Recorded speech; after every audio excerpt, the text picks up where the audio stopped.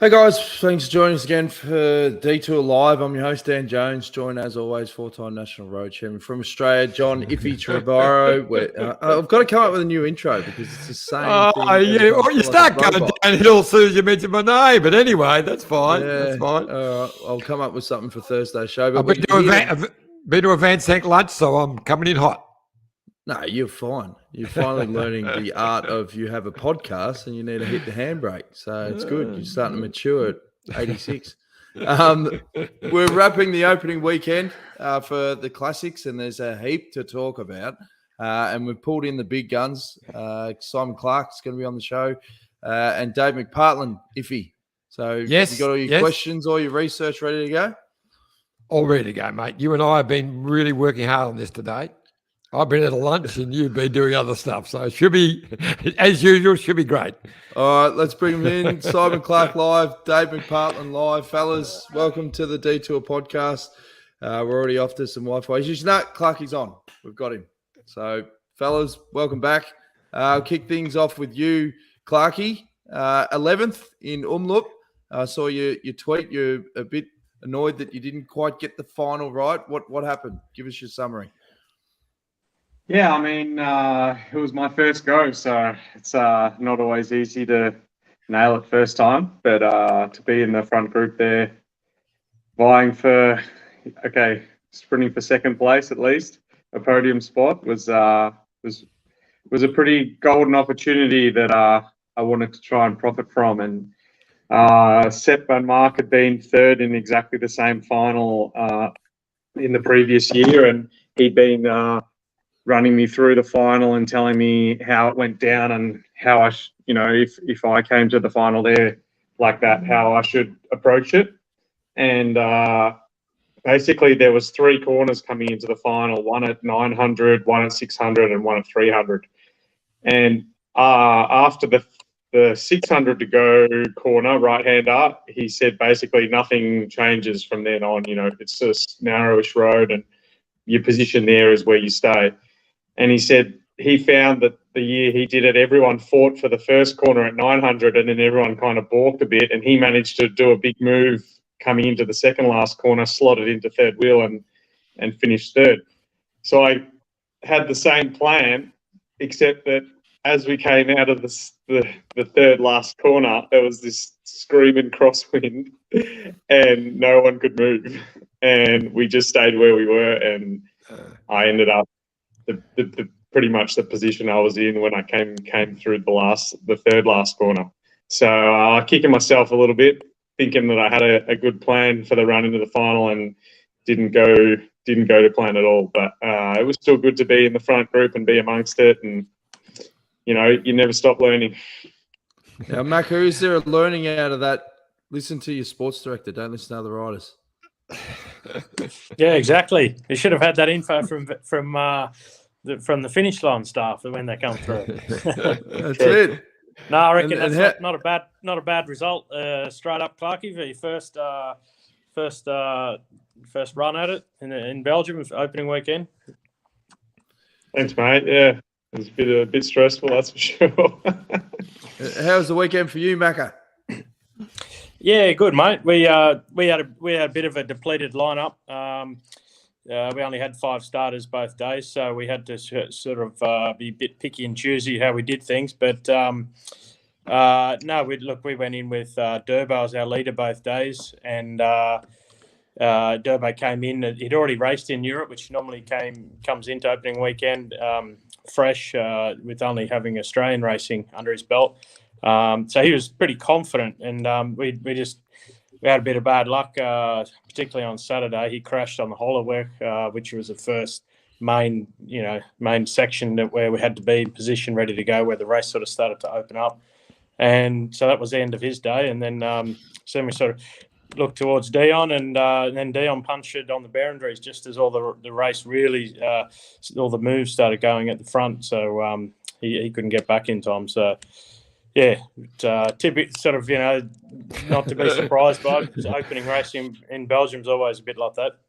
I was looking at some of the highlights, and it showed that crash where Durbo went down. And it looked like he had knocked himself around a bit. He had sort of head in his hands and whatever. He looked like maybe he had a concussion or something, but obviously he didn't because he rode the next day.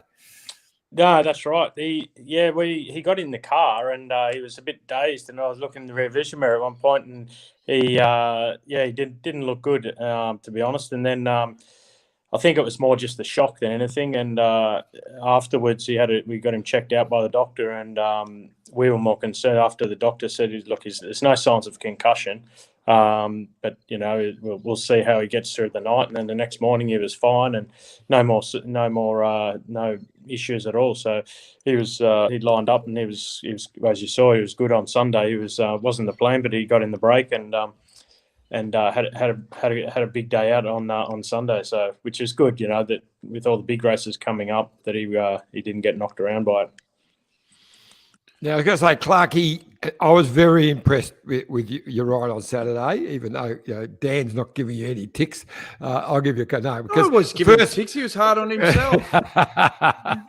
But, the first Belgian Classics weekends are always tough. Getting back into those small roads and the cobbles and all that, and just staying at the front is a major challenge in itself. But you're right there. So what's coming up for you? What's your next races? I'm home now and I'm off again tomorrow. Saturday's Strada Bianca. So shooting down to Tuscany tomorrow and getting a few days on the gravel before we race on Saturday. So that's the last race for me in this first block that I've been really pushing hard for, and then I'll have a little bit of a reset after Saturday, and I'll be skipping Torino and San Remo and coming back for Catalunya in a couple of weeks. Now, Strada's one of your favourite races, isn't it, Clarke? And why is that?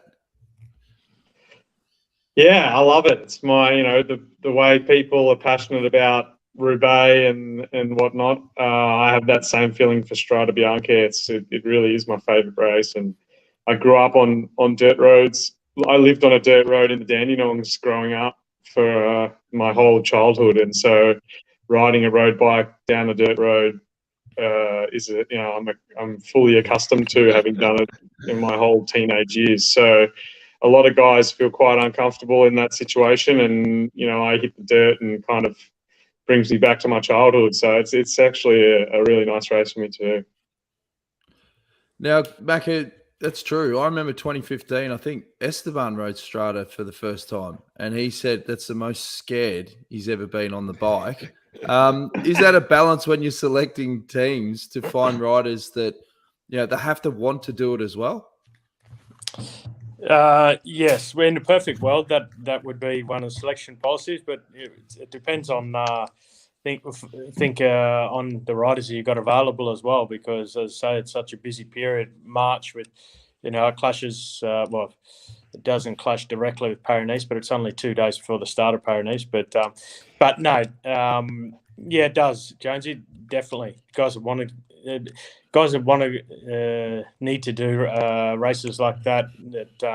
They really have to have a passion for it if they want to. I mean, I think with Strada, one of the big differences is that you have descents, gravel descents, and it's not like you're just going into one or two sections. It's repeat, one after the other. And I think having them on the big difference, having the gravel on descents, it's you got to have guys with very good skills and a lot of experience, like Clarke has with riding gravel. Now, obviously, Wout van Aert was dominant at Het Nieuwsblad, and he said after he won, let's put this in perspective, guys. It is a bit of a sideshow for what's going on with Ukraine and so forth at the moment. I actually caught up with Matt Hayman yesterday. He was in Melbourne for a night, and he was saying that there is a lot of concern, obviously globally, but with the pro cycling peloton, and this is a question for you, Clarke, how much is it sort of to the next level, given that there are so many riders from different countries and everything that's going on at the moment? Yeah, I mean, it's so unfortunate when we have times like these where we try and pretend that life continues as normal and we continue to race like everything's fine. And then, only hundreds of kilometers away, things are very different, and it's very sad. And it's a fine line between just continuing with everyday life and then at the same time trying to respect and try and think what we can do to support these people in such an unfortunate time. Yeah, it's absolutely terrible. And we were talking about it just before, Dan and I, before we went live. And I see that Popovich, the DS with Trek, is Ukrainian. He's talking about doing everything he can, and also even thinking of going over to fight the Russians. That's how passionate he is about it. And interesting, I was reading some stuff about the president, what's his name, Vladimir Zelensky, who is a real character and is loved in Ukraine, but he was an actor, singer, dancer, actor, and he actually played the president of Ukraine in either a movie or a TV series just recently, and then was that popular that he went to the election and become president. So, bit different. Anyway, just thought I'd throw that in. Yeah, no worries. Exciting. But obviously there's some dominant performances, and Wout van Aert, Macca, he is an out-and-out superstar. But another interesting insight after the interview is you're saying, some riders don't like being the favourite. I don't mind. Like, the amount of confidence with a rider like that, it must be hard when you're trying to plan tactics of how do we shake the apple tree, because the level is so high, particularly for these type of riders at those type of races. Yeah, the big thing for me is like as you say, of course, Van Aert's a superstar here, but in world cycling, but big thing for me, I think, is how they've strengthened their team. And now he's. You saw Thies Benoot the other day moving around there. He really had a big influence on the race and allowed Van Aert to make some serious moves. He softened everyone up basically. And the depth of that team is gone to another level. So I think you've got a few teams now that are really operating at a super high level across all 7 riders, and then whereas still the big majority of the peloton enter that race with one leader and and a good support riders back up that can take over leadership if something happens to the leader. And then after that, the rest of them are there for support. I was going to say, Clarke, you were in there and you were mixing with them. Just how strong was that duo of Benoot and then Van Aert, with the way they were tacking over top of each other? Yeah, Macca recounted it pretty accurately, to be honest. And Benoot is a super strong rider, and normally he's been in any other team, he's an outright leader. So to be in a team where he's assigned to softening everyone up, and there's still a guy stronger than him lining up behind him in his team, it's a pretty tough situation for the rest of us. But yeah, he's a class act, and he proved both Saturday and Sunday that he's moving well, and he nearly won on Sunday after softening everyone up on Saturday. So it was pretty impressive riding there. Yeah. Now, Macca, talking about dominance and superstars, and they're floating around the GOAT. Annemiek van Vleuten, how dominant was her performance? You've had a bit to do with her when she was at BikeExchange. What can you say about her? Yeah, that's right, Jonesy. She was with us for a few years. I think it was 4 years in the end. Hats off to her, really. Like that ride on Saturday. I think everyone was picking, or most of the people would have been picking, who was she at the finish line with? Vollering. Demi Vollering, yeah. And, I think it was, everyone thought it was a done deal that Vollering first and Annemiek second. So hats off to her. But that's just her character, she would fight regardless of what the odds are against her or whatever. But she would fight to the last centimetre of every race, and that's just testament to who she is, And she's one tough cookie, Annemiek. And we've sort of seen she's come back again from big injuries late last season, and come back at this level is impressive. I was very impressed, Macca, with the Aussie, with Ruby Roseman Gannon. Her first time in the Classics, and she's right at the point in both races. I think she finished 12th in one and 15th in the other, but right up there with the big hitters. First time on in the World Tour, on those little Belgian roads. It was great performance. Yeah, absolutely. That's really cool to see, isn't it? A new Aussie coming through. I mean, we've seen what she's done in Australia. We know that she's got super good qualities. She's a winner, that's for sure, a race winner. But to come, as you said, in at this is the top of the sport. First big test of the year. It's no longer any pre-season races. Opening weekends is the top of it, the sport, and just the first. It's like the first round of the AFL season, and I saw her moving around there in the final in the last sort of 2 or 3 kilometres. She was all over it, So it's super exciting to see what she's going to do in the future. Yeah, exactly. And obviously, Jakobsen is a great win, but a lot of the talk is he's saved the weekend for obviously Quick-Step, given that they didn't have to do a heap of work and it all came together, in the last couple of Ks there. And disappointing from an Aussie perspective with Caleb Ewan getting so close in second. But does it at times you just shake your head, Clarky, where you're like, they just always find a way. Bloody Quick-Step in the Wolfpack.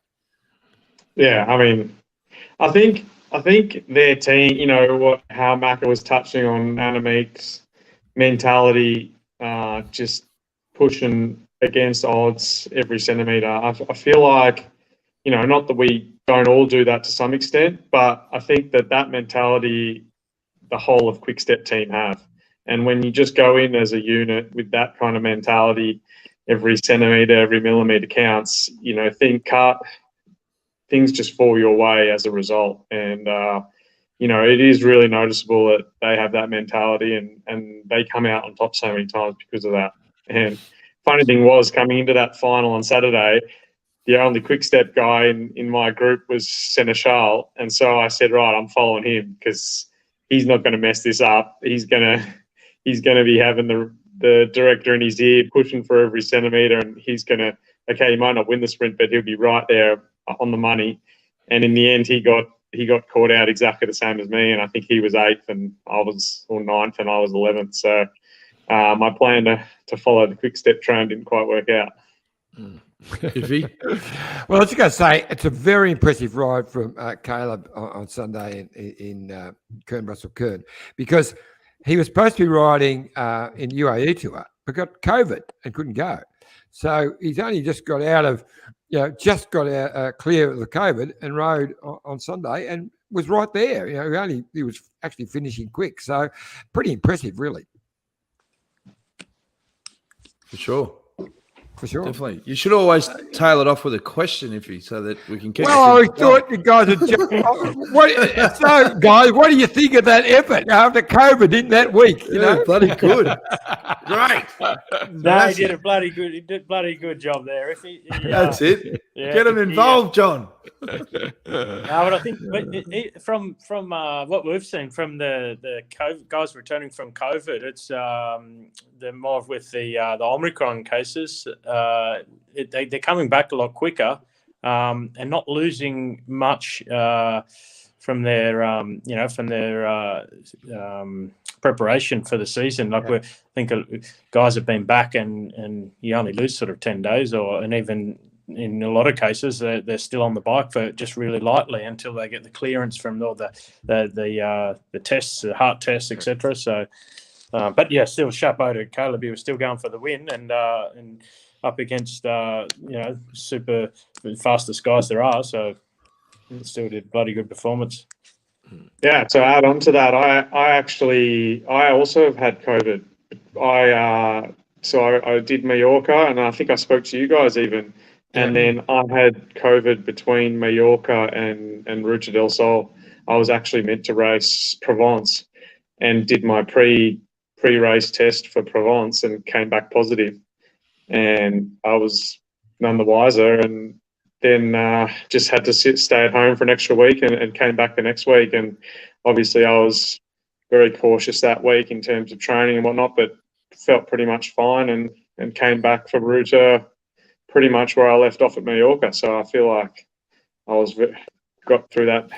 Did you have any symptoms? I mean, you're saying you were pretty good. Some people are saying it's just like a cold, but you sound like you didn't even feel that. Well, what happened with me was, so I finished Mallorca, and then the Monday after Mallorca was, or the Tuesday after was the 1st of February.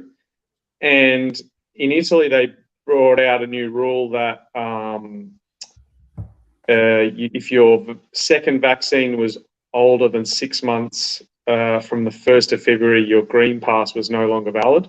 And I had my vaccine in Andorra, where I live, but I've been staying in Italy this last little period, and so I had my green pass was not going to be no longer valid, and so I had to quickly ring around, and I managed to get a third booster on the Monday that day, and then I felt fine on the Tuesday, and then the Wednesday and the Thursday I felt a little bit off, but very similar symptoms to what I'd had previously with the first two vaccinations, and thought nothing of it.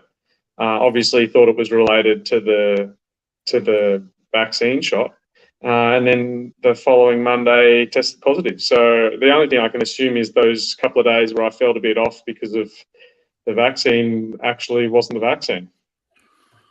Yeah, there you go.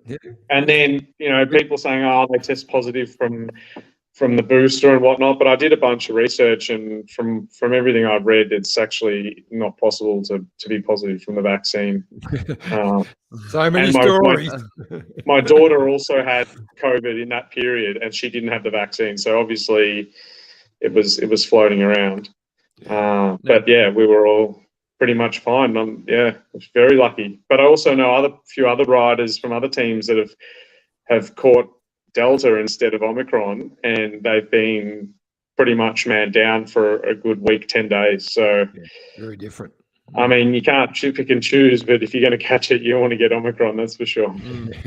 Now, we know you got to head off soon, Macca. We won't tie you down too long, Clarky, but I was talking, as I said, to Matty Heyman. He said it was Weendog's first week in the car up at UAE, and Heyman's a very, prim and proper, and he does the right thing. And he said, my whole time I never received a fine in the race.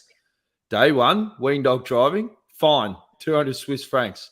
And the dog said to Heyman, you're not pushing the limits unless you get a fine, mate. Now, are you going to have to rein the dog in, Macca, and say, listen, mate, you need to pull your head in. This is not how we roll. Yeah. We've got a very, particularly in the Giro, in the Grand Tours, it's a competition. They actually have it in the communique each night. The teams that are, I think it's like a fair play award for. We better steer clear. We better not take Weendog to the Giro or the Tour, I think. No. Now, talking UAE, before he goes, because we haven't touched on the UAE Tour, which was very interesting. We see Pogacar, now he had a bit of bash of COVID. He's come back and won the UAE Tour. Adam Yates, brilliant. But the one who really impressed me was Luke Plapp. I mean, I will ask you too what you thought of it, because some of the work he did, especially on the climbs for Adam Yates, was very impressive. Yeah, I actually didn't see the climbing stages, but I saw the first stage there where the work he did on the front. That was impressive. I mean, there's no surprise. That's his bread and butter, isn't it? Coming off the track, but the way he was holding he was holding his team in position at the front was, I think he went one of the longest there. But I didn't see the work he did on the climbs, to be honest. Were you, Clarky? Did you see any of it? No, I have to admit I was pretty tied up with racing and prepping for Het Nieuwsblad. So I was obviously keeping an eye on the results, but I didn't get a chance to see either of those mountaintop stages, as in live or replays. But yeah, that's no surprise hearing that at all. He's a super talent coming up, and he's going to be a force to be reckoned with. The first climb, he just went on the front and put pressure on. When there were, some good bike riders there, our top climbers, and he's going over the top of them, really setting it up for Adam Yates. And in the second day, he closed the gap for Adam Yates when it was splitting up, and it was very impressive. Yeah. I mean, the way he finished up Wollonga there with Richie, he proved he's got the DNA in him, so it doesn't surprise me at all that he was up there amongst it, as it sounds like he was. Well, we really appreciate you boys being on the detour, guys. Before we let you go, Clarky, you're going to be the leader for Strata? Surely you've had a big block, mate. Yeah, I'll be co-leader with Jayco Fulsang. Mm-hmm. So he's also had COVID, and he was at Gran Camino supporting Michael Woods last week. But I'm pretty sure he'll be all guns firing on Saturday. So between the two of us, we'll be working together and trying to pull off another good result. Well, go and let rip. And Macca, when's your next race, mate? You'll be the heart of Belgium and those traditional races. No. They're bringing the big dogs in for the classics. So we've got Tristan Hoffman and Heyman there for the classics, and I go to Paris-Nice on the weekend. We're doing a recon with Durbridge on Friday on some Roubaix cobble sectors, just testing out the equipment because we've obviously got a lot of new equipment this year with its new sponsors. So do that and then to Paris-Nice. Oh, wish you all the best, mate. And thanks for coming on the detour, lads. Really appreciate it, and good luck, particularly you, Clarky, at Strata, mate. We'll be cheering you on. Thanks, mate. Thanks, guys. Thanks, fellas. Thanks, heaps. Go the Bombers. Go the Bombers. Pies. Good stuff. All right, time for a quick drinks breaks, guys. When we come back, we've got Jamie Anderson, who's got an announcement. He's going to be doing some stuff with the Pro Cycling Foundation. He's got some webinars, and we've got plenty more to come on the Detour podcast. Look at this bike. You think it's just a bike, right? But it's not. It's a bike 374 people are looking at. This guy, this girl, them, all looking at it. People from here, there, and wherever this is. People that are looking for a bike. Or just a piece of it. Amateurs, semi-amateurs, and pro-amateurs. This guy wants this bike, but with this crank and these bars. This could be the perfect match, but not this one. This girl has a bike to sell, and thousands of people might purchase it. Eyes on Bikes help grow small businesses. His, hers, yours, and the latest data and insights help those businesses keep moving. We are the world's #1 bike marketplace, with over 500,000 products and 900 brands, where buyers and sellers are brought together in a place where a bike is never just a bike. BikeExchange, where the world buys, sells, learns, and rides.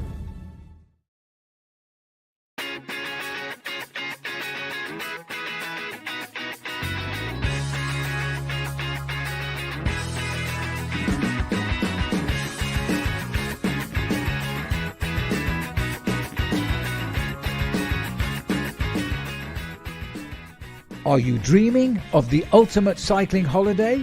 Mumu Cycling is the best in the business. Official tour operators for all Grand Tours and monuments, you will ride the best climbs, enjoy VIP access and race viewing, all hosted by some of the world's best pros, including 17-time Tour de France rider and Paris-Roubaix champion Stuart O'Grady. Start planning your ultimate holiday at www.mumucycling.com.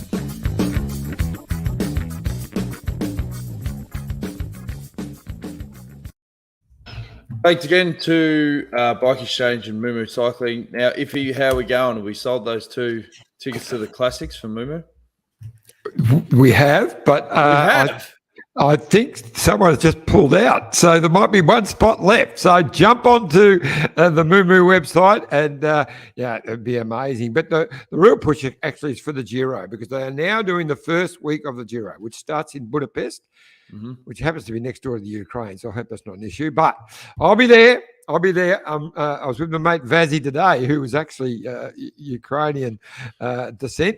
But so it starts in Budapest, and then 3 days up in Hungary, and then down for 3 days in Sicily. It will be absolutely amazing. And, we love the Giro, don't we, Dan? It's awesome. Favourite Grand Tour. And it's going to be wonderful. And a very small group. So what you're guaranteed with Moo, one, you're guaranteed it's going to happen. So many of them are advertising, but it's a maybe with some issues. There is no maybes. They are there. They'll be there for that first week. I think there's only 4 or 5 spots actually, but so I'll be there. So that's probably a detrimental thing. That's the main thing. Yeah. But small group guaranteed. You get inner sanctum access. You're riding the course on closed roads. Luxury accommodation. Full support, so you can feel like a pro. Guaranteed departure. Official tour operator for the Giro. So you're at the functions and you're standing on the finished podium. All of those sorts of things. And when they have superstars coming with them and catching up, and you don't just meet them. You sit down and you have a drink with them. Something really special.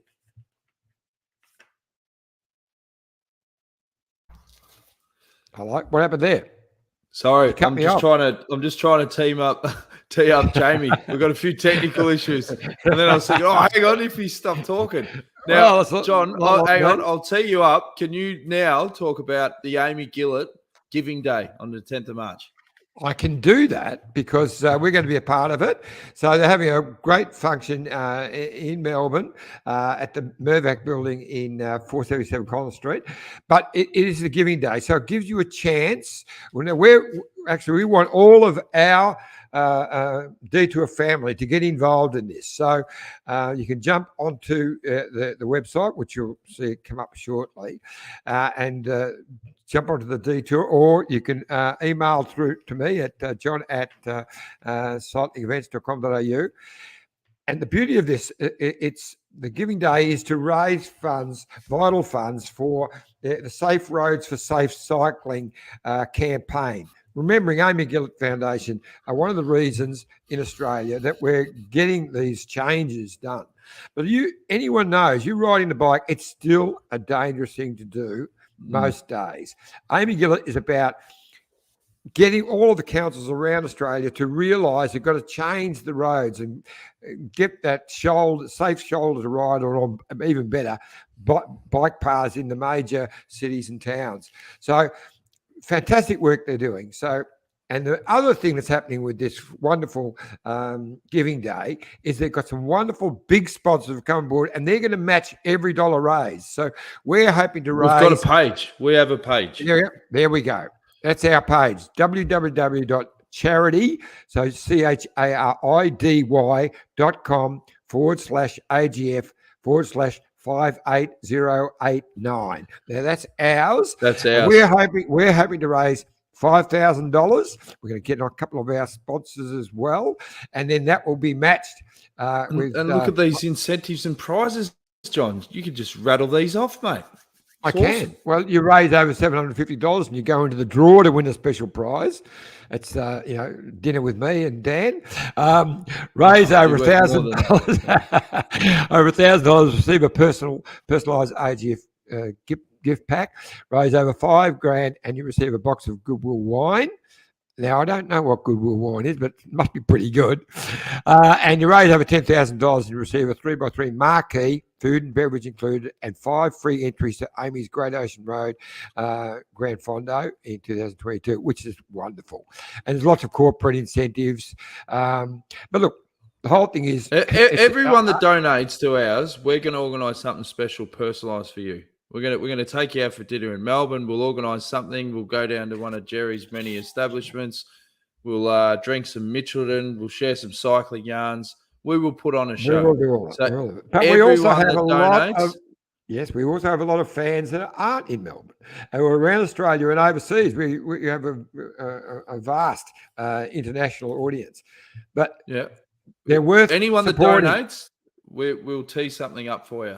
We'll randomly pick someone that's donated, and if it turns out to be your next door neighbour, John, you've rigged it. So,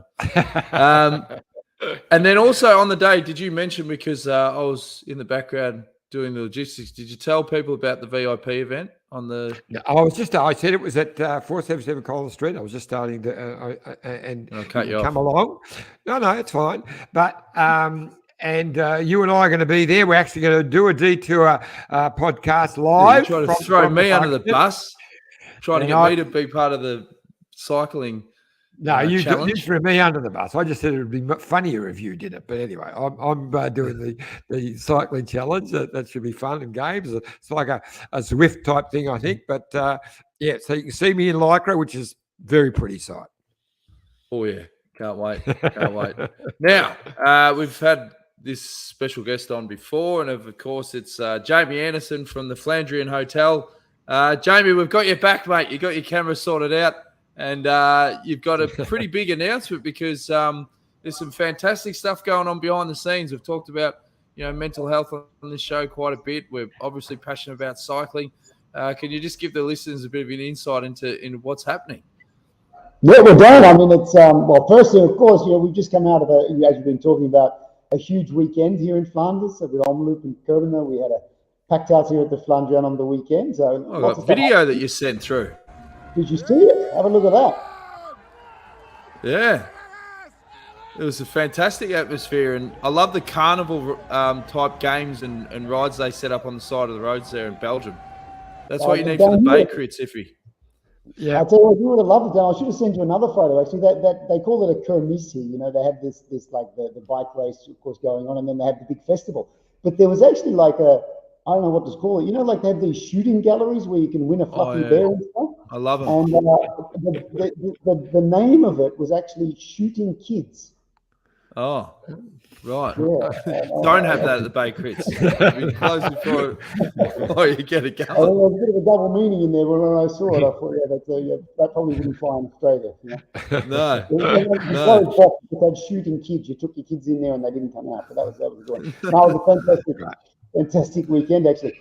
And we had Doug Ryder here as well. We and his wife Nikki, we did the Omloop Cyclo on Sunday, and that was crazy. Doug, he as a former pro and Olympian, he still knows how to turn the pedals over. So I was with Doug, and we had a couple of Swedish guys with us, and we were supposed to do this like leisurely cyclo ride, and I think there might still be a bit of anger in Doug, a bit of angst there about not getting the license renewed this year for the World Tour. And oh man, he hammered it the whole. I think we had an average speed of 36 kilometers an hour for the first half of the cyclo, and I was really feeling sorry for the Swedish guys, because at one point I said to one of them, Stefan, I said, "Are you enjoying the scenery?" Because it was blue skies and sunshine and everything, and he just said, "Jamie, I'm just trying to hold on to fucking rider's wheel."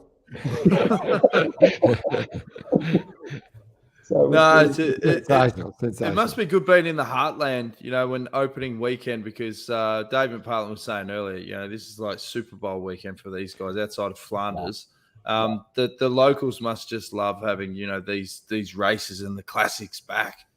It was incredible, and obviously with COVID, people were just desperate to get out on the roads. There were thousands of people around the course for Omloop, which we attended, and just the party vibe, everything was amazing. And always here in Flanders, Dan, and if the cool thing, like we were at Bar Guidon, which is a really cool cafe right in the center of Gerardsbergen, and you see the families there, and it's literally like grandma, granddad, mum and dad, and the kids all sitting around the TV and cheering, and of course Wout went on to win, so the atmosphere was absolutely fantastic. But we had 12 nationalities in the house here at the Flandrian. We had people from Finland and UK and South Africa and Australia as well. We had a women's pro team staying with us, which also brings a great vibe into the place as well. So it was just a just a fabulous weekend. And of course, this is just the beginning. So, mate, take us through some of these seminars that you're going to be holding coming up really soon. Yeah, so as you know, the Pro Cyclist Foundation, which is a terrific initiative which has been set up in the USA by the Blacksmith Group, they put together an investment fund. They're raising money, and their real rationale for being is to support the well-being and health of aspiring and current professional athletes, both men and women. So Bernard and I have been working closely with the foundation. Brent Bookwalter, of course, who I'm sure you guys know, terrific guy. Brent is the European coordinator. He's based in Girona. So we've been working together actually with David Spindler. Have you had David on the show before, Dan?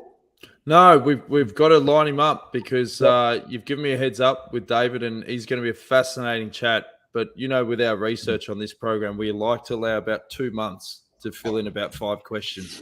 So we want to make sure that one's right.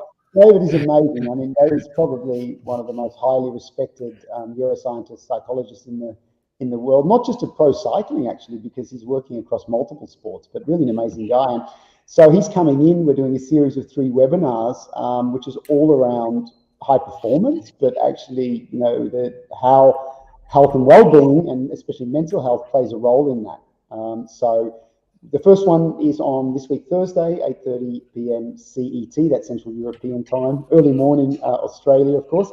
And people can register by just sending an email to info@procyclistfoundation.org. That'll go through to Brent, and then you'll get the link for the sign up. But what we're going to be talking about is a topic, obviously, that's becoming just much more aware in people's minds about mental health and how it impacts performance on the bike, and David will be taking us through really the fundamentals of that, and it's also going to be very interactive. There'll be Q&A and stuff along the way too. We're talking to Clarke earlier, and it just sort of feels like in the world, like there's just never-ending issues that will sort of take you off that mental health track. If it's getting through COVID, now we've got potentially, these world war type scenarios going on at the moment. What do you think, we could talk about this for hours, but the key steps for people that are sort of feeling like, particularly this external noise that is really starting to pile up, what are some of the key things that they can take away from even just listening to this show? Yeah, Dan, David talks a lot about the importance of the bubble, which is really the people that you have around you. And as you mentioned, the external noise can be really distracting. Not just in terms of what's happening in the world, in terms of the geopolitics and the pandemic and all that stuff, but actually social media as well. It's surprising how many even elite athletes get upset and disturbed by what's fed to them on social media, for example. Sometimes they're in an environment where they're working with, say, performance people or people on the staff side of a team, or even people they interact with just in terms of traveling, and that doesn't give them a sense perhaps of welcome or comfort. So one of the things is to really make sure that you've got that support network around you, people who you have your psychological safety with, who can actually read your mood, can check in with you, and that is very important. And David's going to be talking a lot about that bubble, how you manage it and how you're conscious of it. Well, as you mentioned, mate, if people want to get involved, just go to info@procyclistfoundation.org. That's where you get your registrations. And if they can't join it live, they can watch these that are all recorded, yeah? Absolutely. So if you can't make the one this week, it's still worthwhile registering, because then you'll be on the mailing list for the future webinars as well. They will be recorded, and then we'll be putting those onto the Pro Cyclist Foundation YouTube channel as well. And for all news and what's happening in the heartland of the Flanders, FlandrianHotel.com, have you got some big things planned? Because, this is just getting started, mate. You've got a circus carnival for a couple of months coming up. Just in a few weeks, we've got the Fabian Cancellara Sportif, which is happening 20 minutes down the road from here in Ronsa. So we've got a lot of people coming in for that. So that's going to be a big one. And then, of course, we're heading into Flanders weekend. And that's been phenomenal. Actually, we've hooked up with our pals at the Cycling Podcast, Richard Moore, Lionel Burney. They're here regularly. So Richard Moore is actually going to be staying with us here at the hotel for the weekend with Flanders, recording a live pod here. We're going to have guests from all over the world. We've already had people registered from Australia, from the US, from Canada, Denmark. So yeah, it's going to be a super weekend. And then from beginning of April, it's absolutely full gas here in Flanders, with then obviously the classics in Wallonia, and then moving into the spring and the summer. And you got Heinrich Hauser coming back? Heinrich was here on Sunday night, so he raced obviously on the weekend. And then he went all right too. He went all right as well. Of course, yeah, cyclocross. We talked about this over the winter, right? I mean, Heinrich was here with us at the hotel, training, racing, and that's obviously paid off because he had a fantastic ride in Omloop. He was really up there. And yeah, it's nice. You know, this is a home away from home for a lot of these guys. So it was really nice of you actually just to make the time to drop in on Bernard and I. We had a coffee, and we've also got Hayley, a young woman from Australia who's racing with the IBCT team, that was with us at the weekend. So it was also really nice for her. You know, an 18-year-old sort of neo pro here. She's only been here a few weeks. She's from Dubbo. So it was also great to see Heinrich really spend a little bit extra time with her. He sat with her, you know, had a coffee, chatted with her, asked her about her dreams and aspirations. He's just a fantastic guy. And yeah, you can't take for granted, you know, when you have a young person like that, and, you know, him having the generosity to just sit down and share his little bit of his wisdom with her. And, you know, we observe that at a distance, but it just shows what an amazing guy Heinrich is. Well, and you're an amazing bloke yourself. I did an article last week that finally got published in Cycling Magazine, and it talked a lot about, you know, coming out the other side of adversity and the importance of, you know, mentors and support. And, you know, this Flandrien Hotel is an extension of yourself and Bernard and your families, which is about bringing people together, offering that support. And that's why, you know, giving us an opportunity to plug what you guys are doing is an extension of what we're trying to do with this podcast. You know, it's about wrapping your arms around the community and getting behind it, and it's just going to continue to grow, mate. And I'm definitely proud of what you guys are doing. But it's been fantastic. I was really humbled for what you had to say, but, you know, honestly, Dan, you've got to be careful, man. Like, every time I come on this show, you and Iffy are like bigging up the Flandrien Hotel, and you know, when I met my wife, so my wife is Belgian, and when I first met her in Morocco, actually, I was hiking and stuff, and I met her in the Atlas Mountains, and we were having this, you know, getting to know each other. I was single; she was almost single, and I never forget asking her, you know, like, Annemie, what do you think is the secret to happiness in life? Because I was in my late 20s, she's in her early 30s. We weren't small talking anymore, and you know what she told me, Iffy, my wife, when I asked her what is the secret to happiness in life? I have no idea, mate. She looked at me and she said, low expectations. That's why I married her, and we're still married later, you know. So you've got to be careful, Dan. You've got to keep your expectations. Well, we're just buttering you up for the day that we kick open the doors there and just absolutely raid your fridge. That's a classic, Jamie. I love it. I love it. I'll tell you what, mate. I love what you're doing there, and I love that area where you are. So I just look. It's a shame that we don't go that close in the tour, because Dan and I are both coming over for the Tour de France, but we're just not quite close enough to sneak away into a day with you. But I really look forward to the time when I can come over and spend a couple of days at the Flandrien Hotel. But it'll happen. And if you haven't got it yet, of course, because in this month's edition of Cyclist Magazine, Australia and New Zealand, I think we have about 20 pages of coverage. We have a couple of pages on our art gallery. We have a bunch of pages on my bike collection.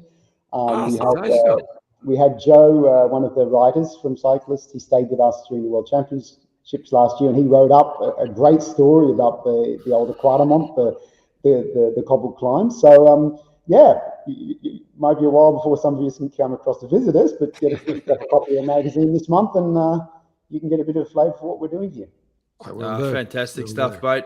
You're an absolute legend. We love what you guys are doing up there, and it's going to be a big couple of months ahead, and all the best, and we'll be definitely checking in again soon. And as we said, make sure you get involved with the seminars, info@procyclistfoundation.org.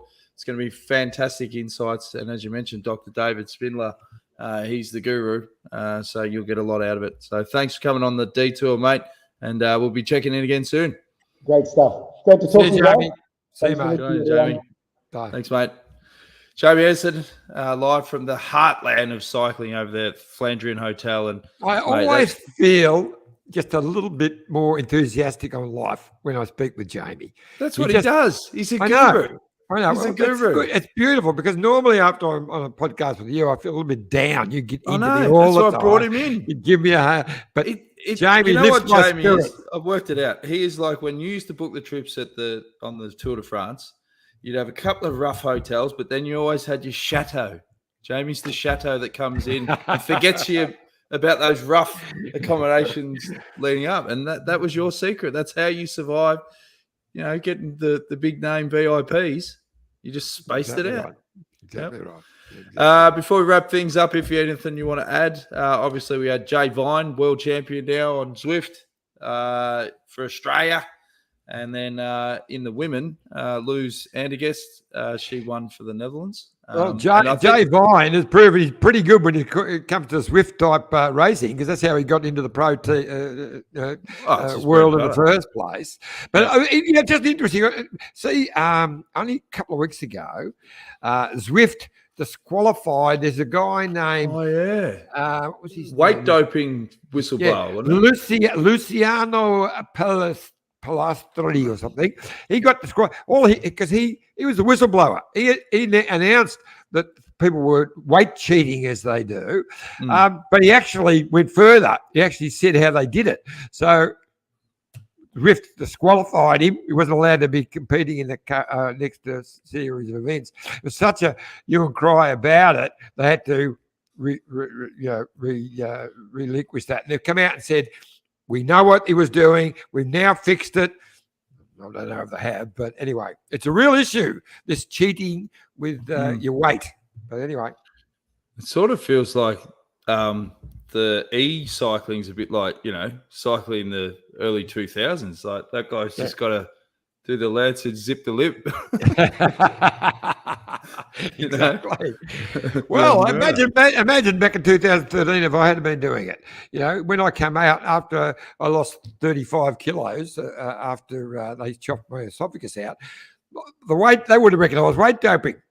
That's right. I love telling people that story when they go up to you and say, geez, John, you're looking good. You've lost a heap of weight. What's your secret? Cancer. All right.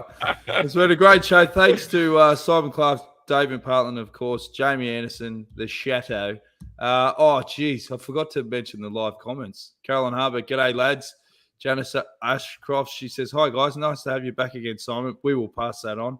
And Simon Knowles, best cycling podcast, bar none, always gets the big dogs. Good on you, Simon. The check's in the mail, mate. We'll be back again on Thursday, 6:30 p.m. Australian Eastern Standard Time. We'll be previewing Paris-Nice. If you'll definitely line up a guest, and we'll give them about 10 minutes notice. So stay tuned to the socials and keep supporting us on YouTube / the Detour podcast. Like, share, subscribe. Appreciate all the support. And finally, guys, please donate. Exactly. www.CHARIDY charity.com /AGF/58089. Now you got it wrong. You got that wrong for a start. It's www.charity. It doesn't say charity after. You would charity. Charity. www.charity. I just reiterated what it was. Okay. .com /AGF We've butchered this. /580. We hope you're watching this on YouTube and you can just type it in as you're watching it. Because if you're listening to this, you're all over the shop. But just get behind the Detour podcast page for the Amy Gillett Giving Day. And as we said, anyone that donates, we're going to pick out a random person. We're going to look after you. We're going to get behind you. And if you're not in Melbourne, we'll find a way. So appreciate all the support. See you again on Thursday, 6:30. Thanks to all our guests and thanks to you guys for tuning in. See you soon.